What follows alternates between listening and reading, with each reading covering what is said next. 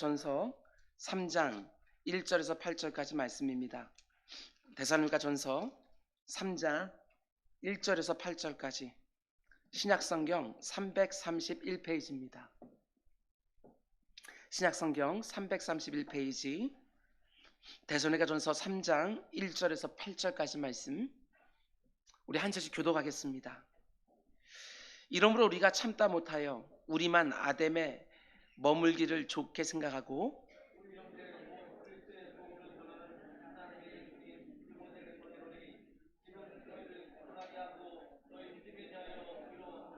아무도 이 여러 환난 중에 흔들리지 않게 하려 함이라. 우리가 이것을 위하여 세움 받은 줄을 너희가 친히 알리라.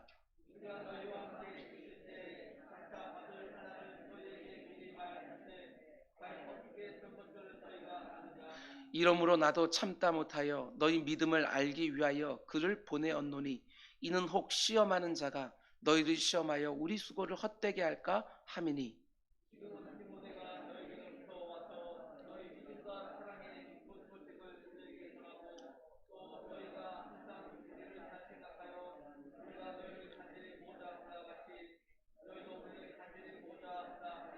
이러므로 형제들아 우리가 모든 궁핍과 환난 가운데서 너희 믿음으로 말미암아 너희에게 위로를 받았노라. 그러므로 너희가 주 안에 굳게 선즉 우리가 이제는 살리라. 아멘. 아멘. 하나님 말씀이었습니다.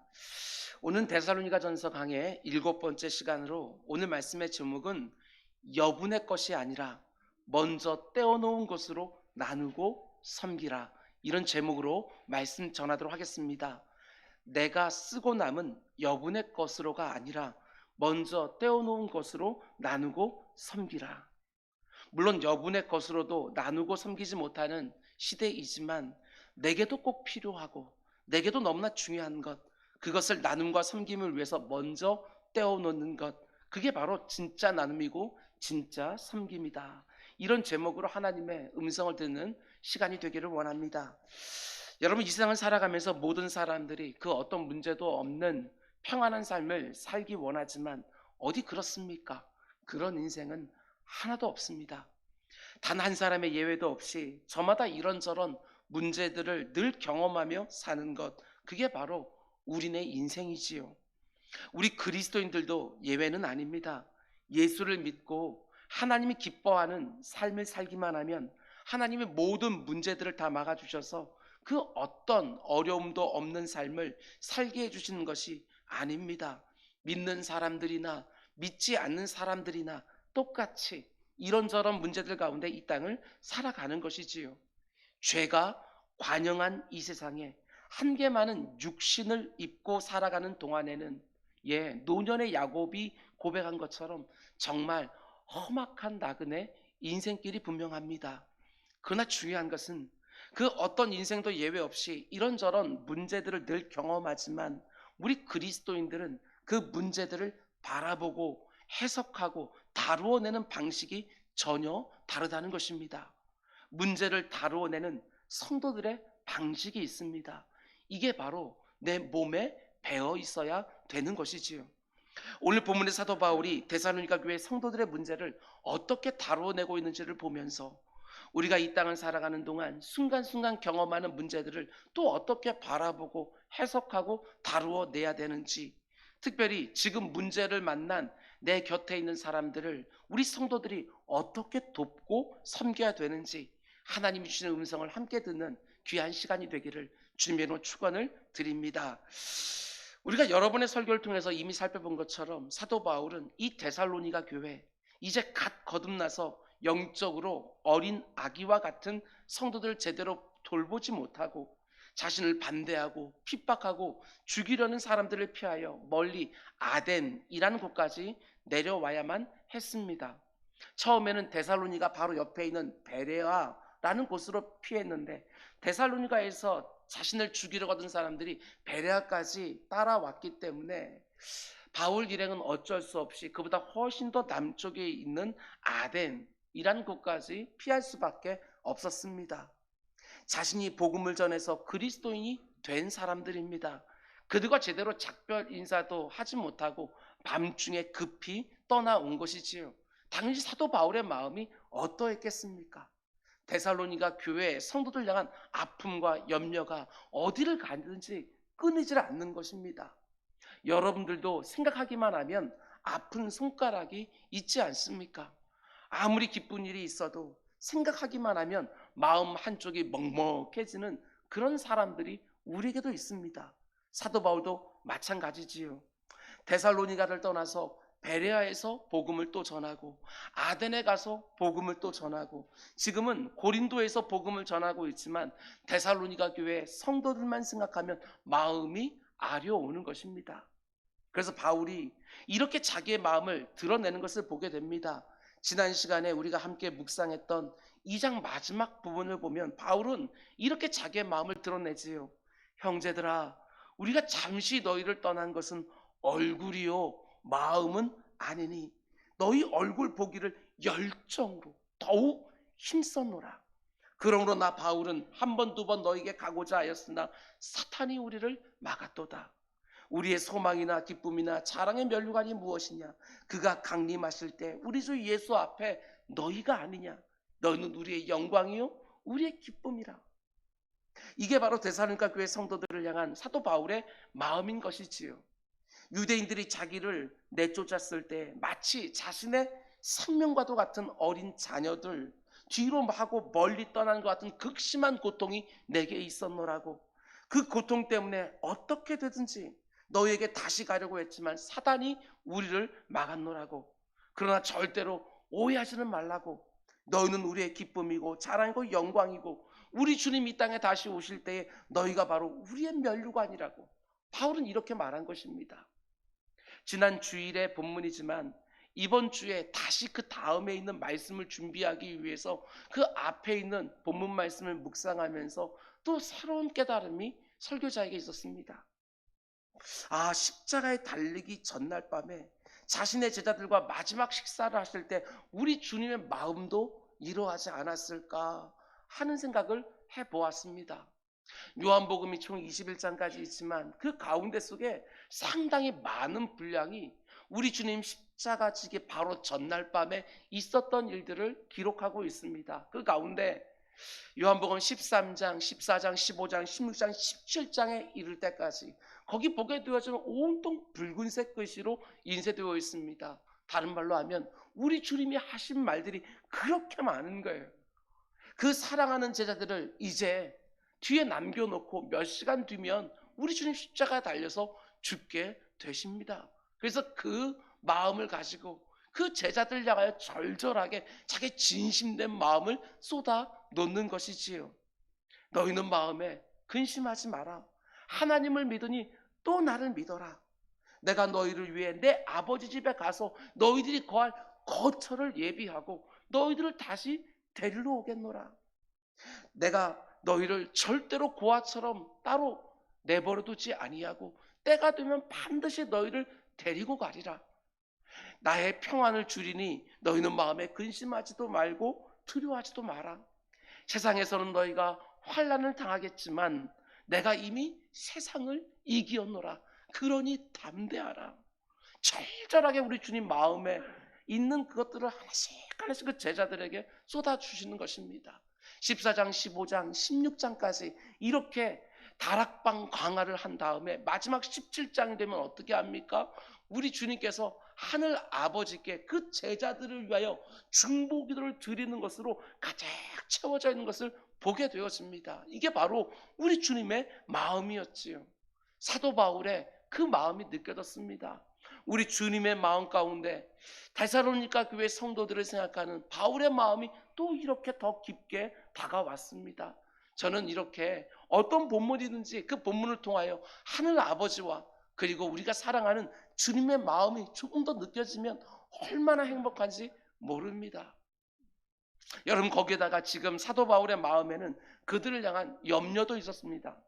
하나님이 그들을 지키고 보호해 주신다는 믿음이 없기 때문에 염려하는 것이 아니라 그들을 너무나도 사랑하기 때문에 자연스럽게 자기 마음속에 염려가 생긴 것이지요. 그게 어떤 염려입니까? 2장 14절에서 바울은 이렇게 말합니다.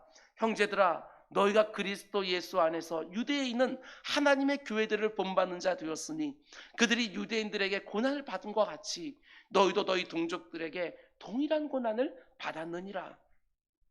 유대 땅에서 예수를 믿은 사람들이 유대인들에게 의하여 극심한 고난을 받았던 것처럼 데살로니가 교회 성도들 역시도 자기 동족들에게 똑같은 고난을 받고 있는 것이지요. 다른 이유 때문이 아닙니다. 오직 예수 믿는다는 이유 하나 때문에 지금 핍박을 받고 있는 것이지요. 그들이 예수 그리스도를 자신의 구주로 영접하지 않았다면 절대로 받지 않을 고난을 받고 있는 거예요. 거기에다가 이제 막 그리스도 안에서 다시 태어난 영적 어린 아기들입니다. 그들을 지도해 줄 변변한 목회자들도 함께 있지 아니합니다. 그런 그들이 그 고난과 핍박을 견뎌낸다는 거, 너무나도 버겁고 힘들었을 거라는 거 사도 바울 너무나도 잘 아는 거 아니겠습니까? 그래서 바울의 마음이 어떠한가? 그 애타는 마음을 오늘 본문에서 이렇게 표현합니다. 잘 보십시오. 그 마음이 다 드러납니다. 1절 말씀 보면 이러므로 우리가 참다 못하여. 5절 말씀도 보면 똑같이 이러므로 나도 참다 못하여. 그 아픔과 염려가 얼마나 컸던지 더 이상 참지 못하겠다. 더 이상 견딜 수가 없다. 지금 데살로니가 교회 성도들이 고난을 당하고 있는데 함께 하지를 못해서 너무나도 고통스러운 것이지요. 여러분, 신앙생활, 교회생활 하면서 이게 뭔지를 꼭 아셔야 됩니다. 내 문제 때문이 아니라 다른 지체들의 문제 때문에 참지 못하고 그 문제에 함께 뛰어드는 것이 뭔지 꼭 아셔야 되는 거예요. 거기에다가 사도 바울의 마음을 더욱 힘들게 했던 또 다른 중요한 주제가 있는데 5절 말씀 중간을 보면 바울은 이런 부분도 염려하고 있습니다. 혹 시험하는 자가 너희를 시험하여 우리 수고를 헛되게 할까 하매니. 바울의 마음에 데살로니가 교회 성도를 향한 염려가 더 촉발되는 이유가 무엇입니까? 왜 참지 못할 정도로 힘들다고 말을 하는 이유가 뭐냐? 사도 바울의 눈에는 자신의 어린 자녀들 같은 데살로니가 교회 성도들을 시험하는 자가 보이는 것이지요. 여기서 시험하는 자는 누구를 말하는 것입니까? 물론 사도 바울을 힘들게 했던 바로 그 사람들, 그들이 바로 데살로니가 교회 성도들을 또 시험하고 있다, 이렇게 말하는 것으로 볼 수 있지만 그 이면에 있는 영적인 존재도 사도 바울의 눈에는 보이는 것이지요. 악한 영, 마귀의 역사도 보이는 것입니다. 이게 얼마나 끔찍한 일입니까? 자신이 복음으로 낳은 그 핏덩이 같은 어린 성도들을 악한 사단 마귀가 마음껏 농락하면서 시험하고 있는 것이 바울에게 느껴지는 것이지요. 얼마나 위태롭다고 바울이 판단을 했을까? 그런데도 당장에 쫓아가서 그들을 지켜줄 수가 없습니다. 그들을 붙들어줄 수 있는 형편이 되지를 못하는 거예요. 그러니 사도 바울의 마음이 얼마나 고통스러웠을까? 가히 짐작이 갑니다. 그 사도 바울이 이제 어떻게 하느냐? 세워진 지 기껏해야 몇 달밖에 안 된 그 어린 교회가 목회자의 보호도 없이 홀로 버티고 있는 것과 핍박이 일어나고 있는 것과 악한 영이 이들을 공격해서 믿음을 흔들고 있는 이 모든 것을 다 직면하면서 너무너무 마음 아파하고 염려하고 근심하면서 바울이 이제 어떻게 합니까? 여러분, 저는 바울의 이 모습에서 지금 직면한 심각한 문제를 풀어내는 사도 바울의 방식, 아니 성경이 보여주는 일관된 방식, 그것을 보게 되었습니다. 오늘 여러분과 제가 어떤 문제를 만났을 때 그 문제를 어떻게 다뤄야 되는지 그 방식이 보입니다. 잘 보십시오. 바울이 크게 두 가지 일을 하는데 먼저 2절과 3절 말씀 보면 첫 번째로 한 일이 나옵니다. 우리 형제 곧 그리스도의 복음을 전하는 하나님의 일꾼인 디모데를 보내노니 이는 너희를 굳건하게 하고 너희 믿음에 대하여 위로함으로 아무도 이 여러 환난 중에 흔들리지 않게 하려 함이라. 우리가 이것을 위하여 세움받은 줄을 너희가 친히 알리라. 바울은 단지 아파하고 근심하고 염려만 했던 것이 아니라 도저히 지금 자기가 직접 갈 수가 없으니까 디모데를 대신 보내고 있다는 것입니다. 이게 첫 번째로 한 일이에요. 그런데 이게 전부가 아닙니다. 바울이 두 번째로 하는 일이 있습니다. 이 부분은 다음 주일에 좀 더 깊이 생각해 보려고 하는데 10절 말씀을 잘 보시기 바랍니다. 이렇게 시작하지요. 우리가 주야로 심히 간구함은. 사도 바울이 이 일도 하고 있는 거예요. 바울이 단지 아파하고 근심하고 염려만 하는 것이 아니라 너무나도 중요한 두 가지를 하고 있는데, 하나는 디모데를 보냈다는 것과 또 하나는 기도한 것입니다. 그냥 기도한 것이 아닙니다. 주야로 심히 간구했다. 쉬지 않고 힘을 다해서 기도했다. 이렇게 말하는 것이지요. 여러분, 사도 바울이 이 두 가지를 동시에 했다는 것 잘 보셔야 됩니다. 이 두 가지를 다 붙잡고 있어야 되는 것이지요. 우리가 믿는 기독교는 내 앞에 어떤 심각한 문제가 생겼을 때 기도만 하면 된다고 말하지 않습니다. 물론 기도만 해야 될 때가 있습니다. 아니, 더 정확하게 말하게 되었으면 기도밖에 할 수 없는 상황들도 분명히 있습니다. 그러나 대부분의 경우에는 디모데를 보내고 또 동시에 기도하는 게, 데살로니가 교회 성도들의 영적 안위를 염려하면서 사도 바울이 했던 일이 무엇이냐? 그것은 아주 구체적이고 실제적인 일을 하지요. 자기가 가지 못하기 때문에 자기를 대신해서 디모데를 데살로니가 교회로 파송한 것입니다. 그러나 디모데만 보내면 문제가 해결될 거라고 바울은 절대로 생각하지 않아요. 우리가 믿는 기독교는 디모데 같이 훌륭한 사람이 가기만 하면 문제가 다 해결된다고 절대로 말하지 않습니다. 동시에 기도해야 된다, 이렇게 말하는 것이지요.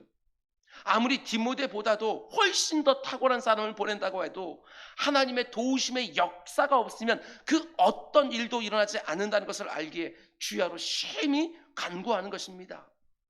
문제가 생겼을 때 꼭 기억하시고 꼭 이렇게 하셔야 되는 거예요. 기도하지만 디모데를 보냅니다. 균형이 잡혀 있어야 되는 거예요.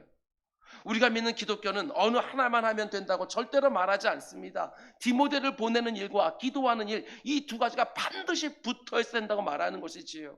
어때요? 이 두 가지가 내게는 균형이 잘 이루어져 있습니까? 혹시 이 두 가지 중에 하나만 하고 있지는 않습니까?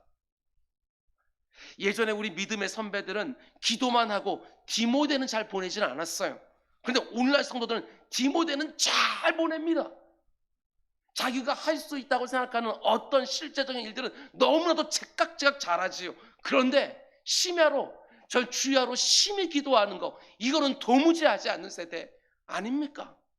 디모데를 보내는 현실적이고 실제적인 방안을 찾는 동시에 그와 똑같은 정도로 기도하는 거예요. 우리가 믿는 기독교는 이 두 가지를 동시에 하라고 말을 하지, 마치 이 두 가지가 따로따로인 것처럼 떼어놓고 그 중에 하나를 선택하면서 스스로 합리화시켜도 된다고 절대로 가르치지 않아요. 다음 시간에 좀 더 자세히 말씀드리겠지만, 오늘날 많은 성도들이 이렇게 말을 합니다. 목사님, 너무나 바빠서 기도할 시간이 없습니다. 아닙니다. 이제부터는 말을 바꾸셔야 됩니다. 할 일이 너무나도 많기 때문에 기도하지 않을 수 없습니다. 이렇게 바꾸셔야 되는 거예요. 너무나 바쁘고 할 일이 많아서 요즘 기도를 못하고 있다면 지금 내가 그 일을 바르게 하지 못하고 있구나, 이렇게 보면 틀림없어요. 여러분의 담임 목사로 부탁을 드립니다. 여러분, 이 두 개를 동시에 하셔야 됩니다. 디모데를 보내고 동시에 기도의 골방에 들어가서 힘을 다해 간구하는 방식으로 내 인생에 닥친 이런저런 문제들을 우리는 다루어 내야 되는 것입니다. 디모데를 보내지 아니하고 기도만 하고 있습니까? 기도는 전혀 하지도 아니하고 디모데를 보낸 것으로 문제가 해결될 거라고 기대하고 있습니까? 아닙니다. 절대로 그런 방식이 성경이 보여주는 문제를 해결하는 방식이 아니라는 것입니다. 디모데를 보내고 동시에 기도하고, 기도하면서 디모데를 보내고, 만약에 이 균형이 흐트러졌다고 한다면 여러분, 한쪽을 빨리 일으켜 세우십시오. 그래야 문제를 해결하며 이 땅을 살아갈 수 있는 것입니다. 이 두 가지 모습이 여러분과 저의 언제나 동일한 패턴이 될 수 있기를 주님의 이름으로 축원을 드립니다. 여러분, 그런데 바울이 디모데를 보내서 뭘 하기를 원합니까?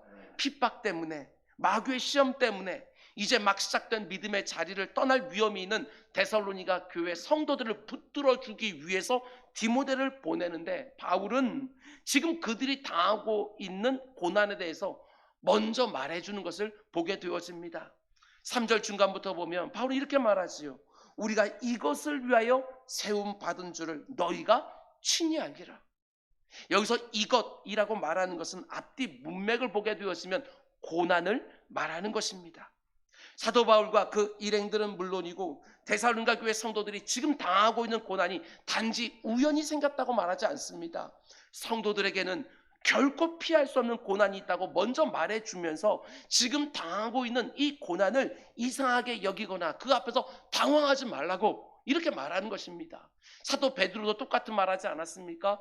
정말 너희들에게 다가오는 그 불시험을 애매히 이상히 당하는 것처럼 생각하지 말라고 성경은 늘 그렇게 말을 하지요.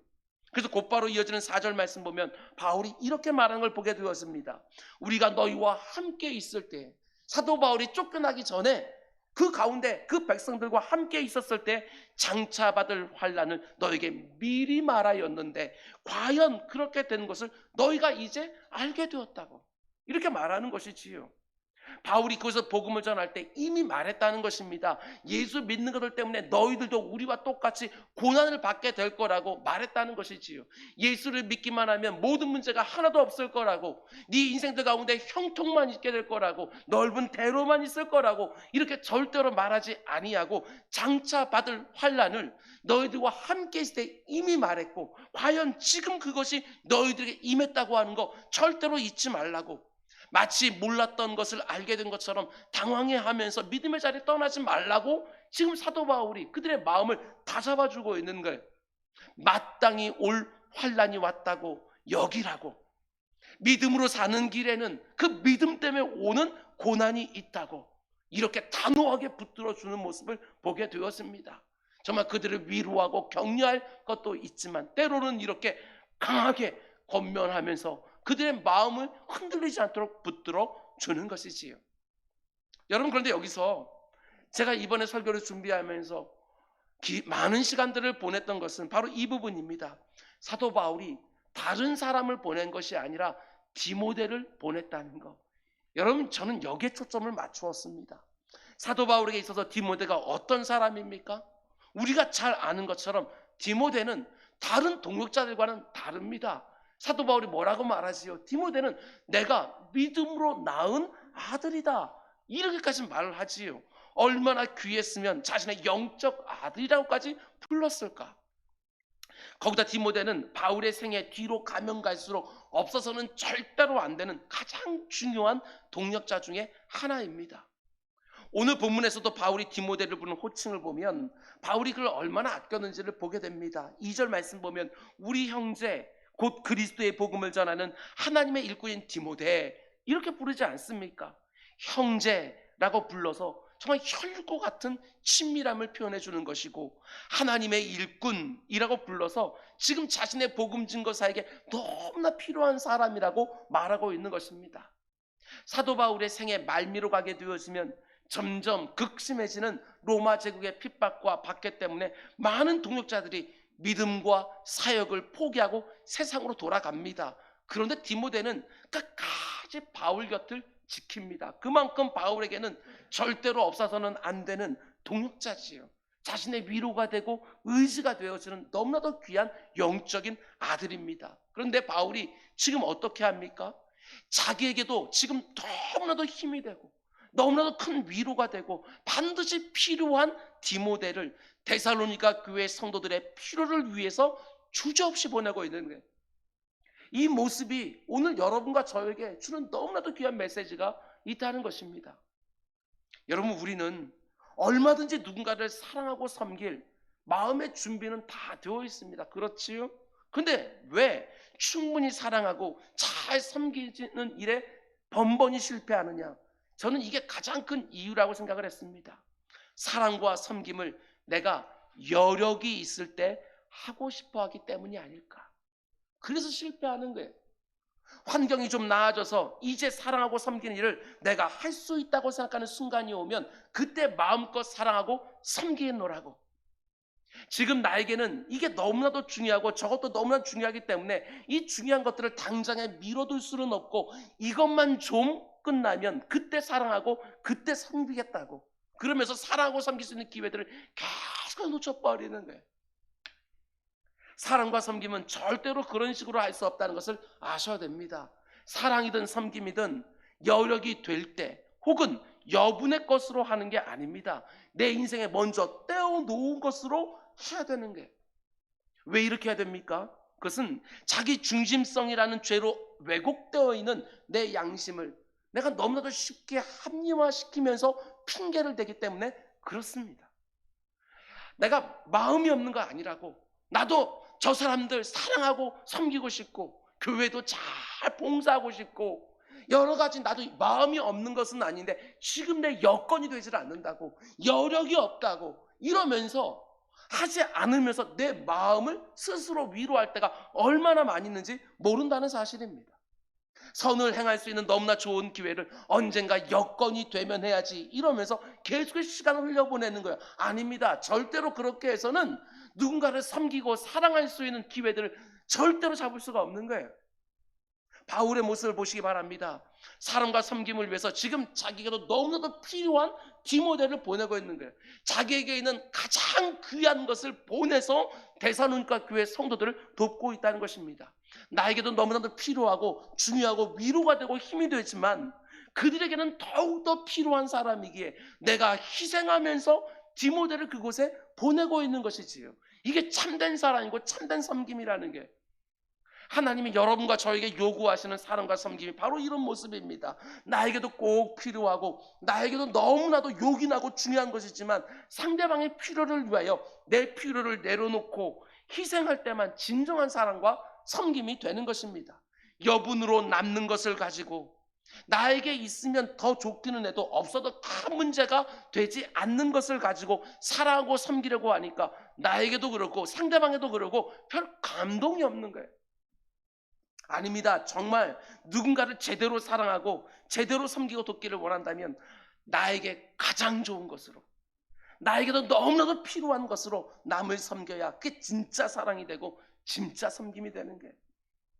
물론 이렇게 말하고 싶은 분들이 있을지 모르겠습니다. 목사님, 하나님이 조금만 더 내게 주시면 내가 마음껏 돕고 섬기고 싶은데 그 조금을 더 안 주십니다. 속지 마시기 바랍니다. 이거 속는 거예요. 지금 내게 있는 것은 그대로 가지고 있고 하나님이 그 위에 조금 더 여분으로 주시면 그 여분을 가지고 사랑하고 섬기려고 하는 거 아닙니다. 그런 모습은 절대로 하나님이 여러분과 저에게 요구하시는 사랑과 섬김의 모습이 아니라는 것입니다. 여분이 더 생기면 쓸 때도 더 생기기 마련입니다. 단지 스스로를 합리화하는 자기 자신의 논리에 불과한 거예요. 나에게도 너무나도 필요하고 중요한 것으로 사랑하고 섬겨야 진짜 사랑과 섬김이 되는 것입니다. 그래서 사랑과 섬김에는 당연히 희생이 따르는 것이고 아픔과 수고가 수반되기 마련입니다. 여러분, 이 세상을 한번 보시기 바랍니다. 아니, 이 세상까지 갈 것 없이 교회 안을 좀 보시기 바랍니다. 내 눈에 잘못된 것이 보이고 부족하고 모자란 것이 보입니까? 그래서 이게 잘못되었다, 저게 잘못되었다, 이렇게 해야 된다, 저렇게 해야 된다. 문제가 뭔지도 알고 그 문제를 해결하기 위해서 어떻게 해야 되는지도 알지만 어떨 때가 많지요? 내가 희생하고 내가 수고하는 방식으로 그 문제를 해결하고 그 부족을 채우려고 하지 않을 때가 너무나 많은 거예요. 누군가는 분명히 저 문제를 해결해야 되고 저 부족을 누군가는 반드시 채워야 되지만 나는 지금 여력이 없다고, 내게 눈에 본에 들어오지만 나는 지금 여분이 되지 않는다고 이렇게 말하면서 그냥 지나치다 보니까 그 문제가 해결되지 아니하고 그 부족한 것이 채워지지 않을 때가 태반사로 일어나는 거예요. 나에게도 너무 필요하지만, 나에게도 부담이 되고 너무나도 버거운 일이지만 다른 성도들에게 너무나도 필요하기 때문에 내가 희생하는 길을 선택해야 비로소 문제가 해결되어지고 부족하고 모자라는 부분들이 채워지기 시작하는 것이지요. 틀림없습니다. 여력이 있을 때, 여분의 것이 생길 때 사랑하고 섬기고 돕는 것이 아니라 예수님을 위하여 자신의 가장 소중하고 자신의 전부였던 향유 옥합을 깨뜨린 그 여인처럼. 그 여인이 부자였습니까? 아니요. 다른 복음서를 보게 되었지만 그 여인은 자기의 몸을 팔던, 모든 사람의 손가락질 받던 그런 창기였어요. 그 여인은 그게 전부였을 거예요. 미래를 위한 전부. 그런데 우리 주님을 위해서 그것을 완전히 깨뜨렸을 때 그 가운데 우리 주님이 얼마나 기뻐하시며 그 여인을 칭찬하셨는지 몰라요. 그 앞에 있던 부자들, 바리새인들 바라보면서 너희들은 내가 이 집에 들어올 때 내 손에 입 맞추지도 않고 발 씻은 물도 주지 않았느냐. 그러나 이 여인은 가진 것 전부를 나를 위해 깨뜨렸느니라. 우리 주님께서 그렇게 기뻐하시는 거예요. 나에게도 너무나도 중요하고 너무나도 필요하고 결정적인 것을 깨뜨려야 진정한 사랑이 행해지는 것이고 다른 사람들을 위한 참된 섬김이 드러나게 되어지는 것이지요. 하나님을 향하여 늘 여분의 것을 드리겠습니까? 내가 다 쓰고 남은 것을 하나님께 드리겠습니까? 아니면 여력이 될 때만 내 곁에 하나님께서 사랑하라고 내게 붙인 그 지체들을 사랑하고 섬기겠습니까? 그게 참된 섬김이고 참된 사랑이라고 어떻게 말할 수 있겠냐는 거예요. 그렇게 많은 경우는 아니었지만 목회를 하다 보면 담임 목사로서 어떤 일이나 어떤 문제를 놓고 성도님들께 정말 어렵게 부탁을 드릴 때가 있습니다. 그분에게도 분명히 부담이 될 거라는 건 알지만 그분에게도 참 많은 수고가 필요하게 될 거라는 거 분명히 알고는 있지만 그분이 그 일과 그 문제를 해결할 수 있는 적임자라는 생각이 들어서 여러분들이 저를 알지 않습니까? 정말 주저하다가 너무나도 죄송스러운 마음을 가지고 어떤 부탁을 드릴 때 이렇게 말씀하시는 분들이 종종 있었습니다. 목사님 아닙니다. 저에게 섬길 수 있는 기회를 주셔서 오히려 제가 감사합니다. 이렇게 말씀하는 경우가 있었어요. 얼마나 고맙고 감사하고 담임 목사로서 얼마나 행복한지. 그분에게 여분의 것을 부탁드린 거 아니었습니다.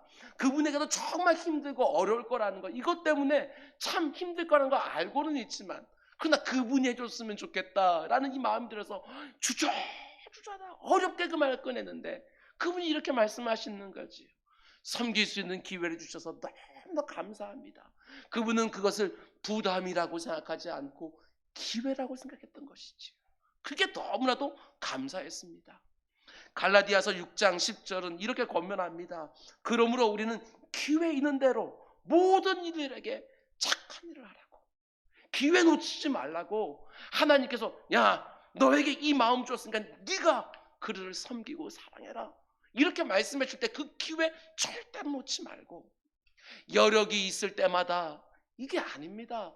기회가 있을 때마다 나의 희생과 수고가 따르는 섬김과 사랑으로 내게도 너무나도 필요하고 너무나도 중요한 디모데를 보내주는 방식으로 문제를 풀어가는 우리 모두가 되기를 주님의 이름으로 축원을 드립니다.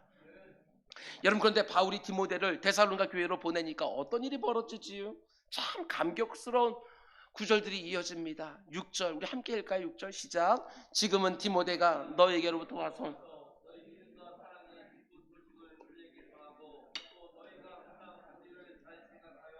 우리가 너희를 간절히 보고자 함과 같이 너희도 우리를 간절히 보고자 한다니. 사도 바울이 디모데에게 이 소식을 듣고 얼마나 좋았을까? 에? 이 부분을 잘 보셔야 됩니다. 여기서 기쁜 소식을 우리에게 전하고 라고 할 때 이 기쁜 소식이라는 표현은요 우리가 잘 아는 헬라어 단어로 되어 있습니다. 복음이라고 번역된 단어와 똑같은 헬라어 단어가 쓰이고 있는 것이지요.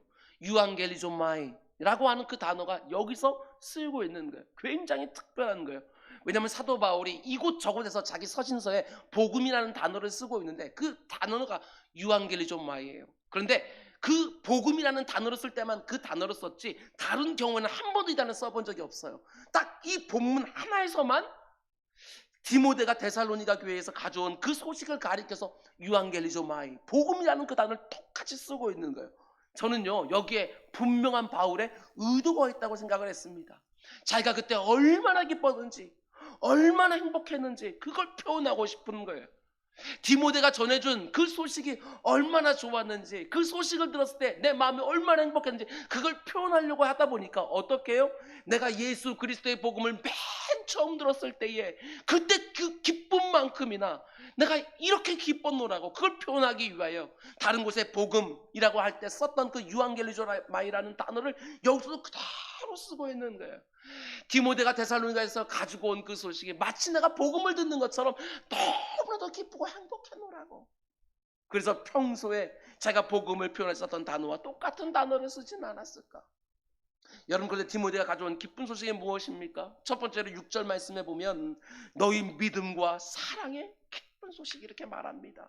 데살로니가 교회 성도들에게 있는 그 믿음과 사랑에 대한 이야기 그게 그렇게 기뻤노라고. 그렇지요. 목회자에게 복음 증거자에게 이것보다 더 기쁜 게 어디 있겠어요?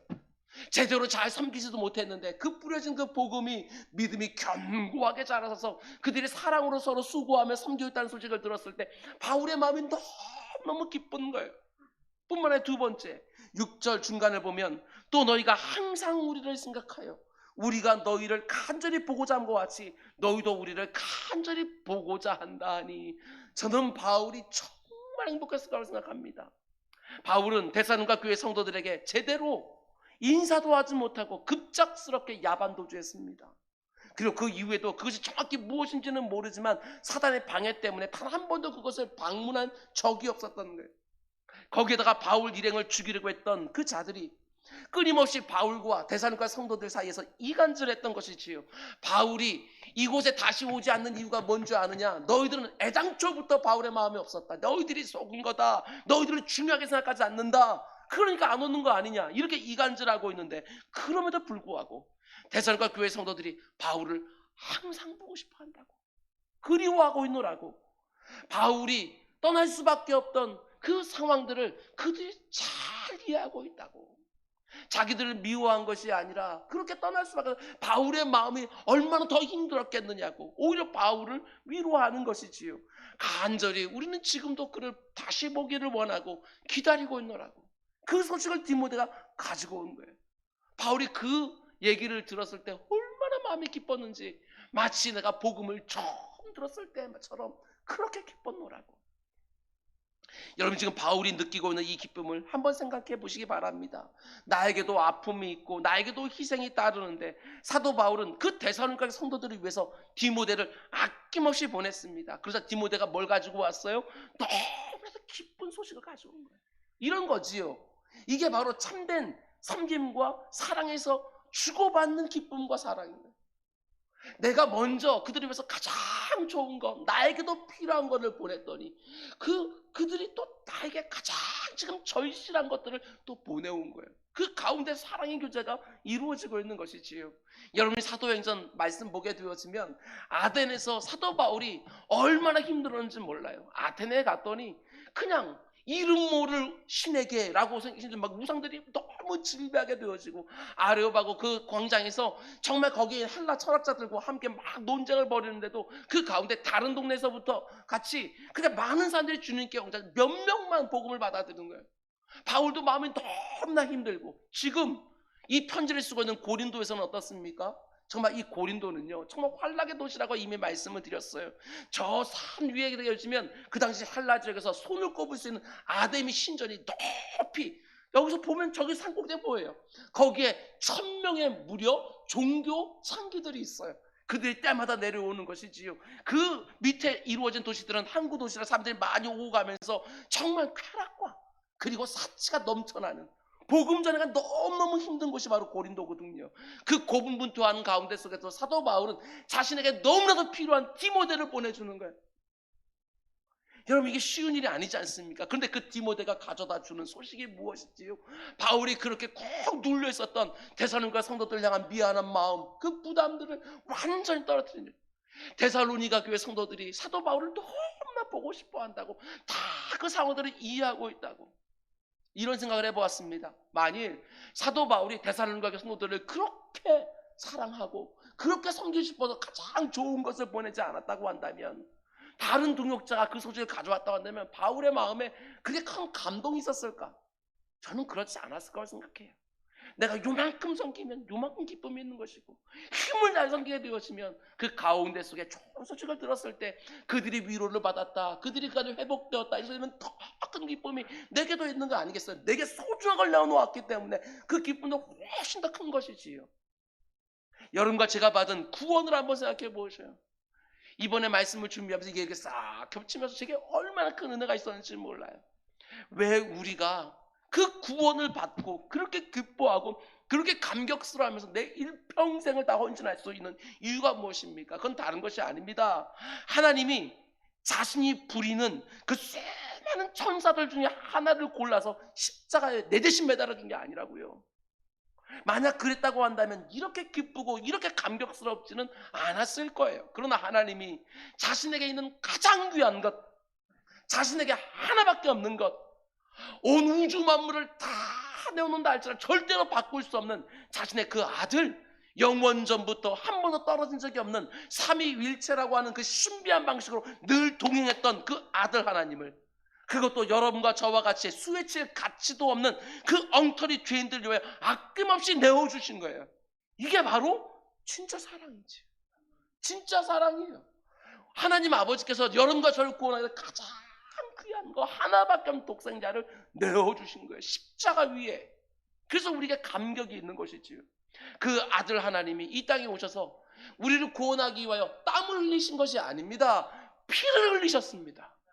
다 피를 다 쏟아서 우리를 구원해 주신 거예요. 가장 귀한 단 하나밖에 없는 자신의 생명을 내어주셔서 우리 같은 엉터리들에게 영원한 생명을 내어주신 거예요. 이게 바로 진짜 섬김 아니에요? 우리 주님이 그저 자신이 가지고 있는 그 전능한 하나님의 그 속성을 가지고 우리의 필요를 하나하나 먹을 거 주고 입혀주고 마실 걸 주고 이 정도가 아니라 자기의 생명까지 내어주셨어요. 우리를 영원한 생명을 주신다. 그걸 우리가 알기에 그렇게 기뻐하고 감격스러운 거 아닙니까? 그리고 하나님도 마찬가지입니다. 자신의 하나밖에 없는 아들을 내어주셨기에, 천하하고도 바꿀 수 없는 그 아들을 내어주셨기 때문에, 그리고 우리를 양자로 삼아주셨기 때문에 우리가 도대체 뭐라고, 우리의 삶 가운데 속에 조금이라도 변화가 있으면, 예수 닮은 구석이 조금이나 나타나기 시작하면 하늘 아버지가 너무나도 기뻐하시는 거예요. 왜? 자신의 가장 좋은 것, 가장 귀한 것, 하나밖에 없는 것, 그것을 내어주셔서 우리를 양자 삼아주셨기에 우리 가운데 속에 자기 아들의 그 분량이 조금이나 담기 시작하면 너무나도 기뻐하시는 것이지요. 이게 바로 진짜 사랑이고 진짜 섬김이에요. 희생과 수고가 있지 않습니까? 이게 바로 우리에게 선포된 복음 안에 있는 구조라는 것이고, 이게 바로 죄가 왜곡시켜 놓은 이 자기중심적인 이 세상을 치유하는 하나님의 지혜요, 하나님의 능력이라는 것입니다. 그런데 오늘 우리가 살아가는 이 세상은 어떻습니까? 남이 어떻게 되든지 나만 잘 되면 아무런 문제도 안 되는 것처럼, 남은 너무나도 아파하고 슬퍼하는데 나만 기쁘고 평안하면 되는 것처럼 살아가는 게 마치 이 세상을 살아가는 지혜인 것처럼 여겨지는 시대 아닙니까? 네가 먼저 챙겨, 네 코가 석자야, 이렇게 말하는 경우들이 얼마나 많이 있냐고요. 네 악과 누제대로 못하면서 누구 신경 쓰고 있어? 이게 이 세상의 지혜인 거예요. 그러나 여러분, 그런 일은 불가능합니다. 남들이 다 아프기 시작하면 나는 당장에 안 아파도 조금만 있으면 같이 아프게 되는 것이지요. 코로나 시기에 우리가 수도 없이 경험하고 있는 것처럼 우리가 살아가는 이 사회도 마찬가지고, 교회는 말할 것도 없는 것이죠. 다 연결되어져 있는 거예요.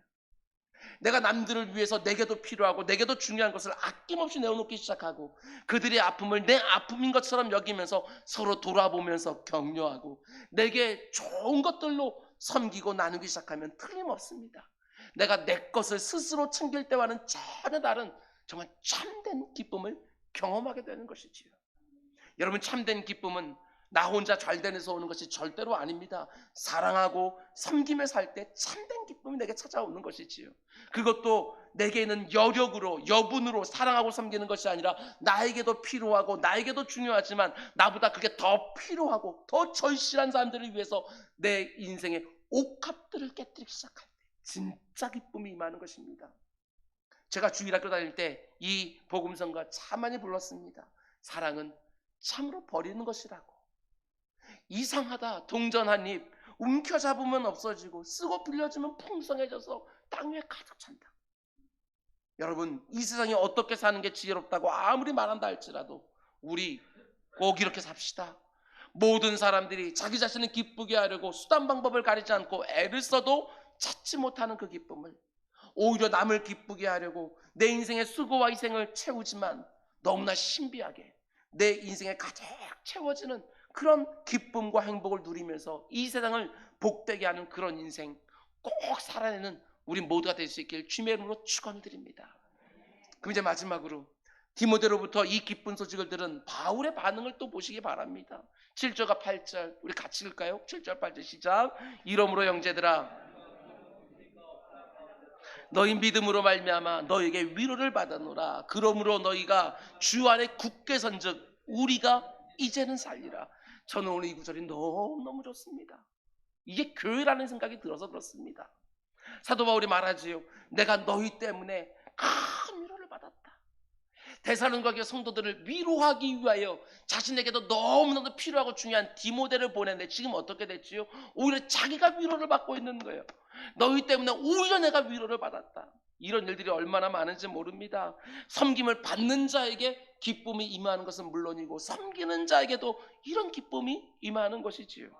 바울이 지금 고린도 지역에서 복음을 전하고 너무나도 힘든 거예요. 음란의 영이 가득하고 탐심의 영이 가득한 그 도시에서 사도 바울 역시도 너무나도 지치고 힘들었는데 그 핏덩이 같은 어린 성도들이 믿음 위에서 잘 성장하고 있다는 소식에 너무나도 큰 위로가 되는 거예요.